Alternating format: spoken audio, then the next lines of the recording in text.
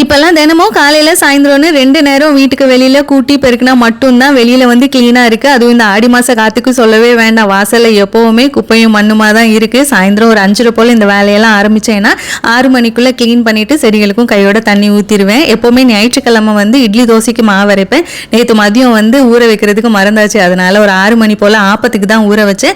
1 cup பச்சரிசிக்கு 2 spoon உளுந்து போட்டு ஒரு 5 மணி நேரம் ஊறினா போதும். எப்பவுமே நான் வந்து வீட்டுல சாயந்தரம் நேரம் கம்ப்யூட்டர் சாம்பிராணி வைப்பேன். ஆனா அந்த ஸ்மெல் வந்து கொஞ்சம் நேரம் தான் இருக்கு. அதனாலே நான் இப்போ என்ன பண்றேன்னா கேஸ் ஸ்டவ்ல வந்து ஒரு சிரட்டையை நல்லா எரிச்சிட்டு அதுக்கப்புறமா மண்ணடுப்புல போட்டு அந்த தணல் எடுத்ததுக்கு அப்புறமா அந்த பொடி சாம்பிராணி போட்டு வீடு ஃபுல்லா புகை போட்டோம்னா அந்த ஸ்மெல் வந்து நைட்டு வரைக்கும் இருக்கு. எனக்கு வந்து பர்சனலா இந்த சாம்பிராணி ஸ்மெல் வீட்டில் இருக்கிறது வந்து ஒரு நல்ல பாசிட்டிவ் வைப்ரேஷனா இருந்த மாதிரி இருக்கும். இந்த வேலையெல்லாம் முடிச்சுட்டு தான் ரிலாக்ஸ்டா உட்காந்து டீ ஸ்நாக்ஸ் எல்லாம் சாப்பிட்டுட்டு குட்டீஸ்க்கும் கொஞ்ச நேரம் ஹோம்ஒர்க் எல்லாம் சொல்லி கொடுத்துட்டு நைட்டு டின்னர் எல்லாம் ஒரு 8:30-9 மணிக்குள்ள சாப்பிட்டு முடிச்சிருவோம். ஆப்பத்துக்கு அரைக்கும் போது கடைசியா ஒரு கைப்பிடி அளவு வடிச்ச சாதம் போட்டு அரைச்சிட்டு அடுத்த நாள் காலையில உப்பு கொஞ்சமா பேக்கிங் சோடா போட்டு ஆப்பம் சுட்டோம்னா நல்லா சாஃப்டா வரும். நாளைக்கு வந்து ஆப்பம் எப்படி வருதுன்னு காமிக்கிறேன். நாளைக்கு பார்க்கலாம்.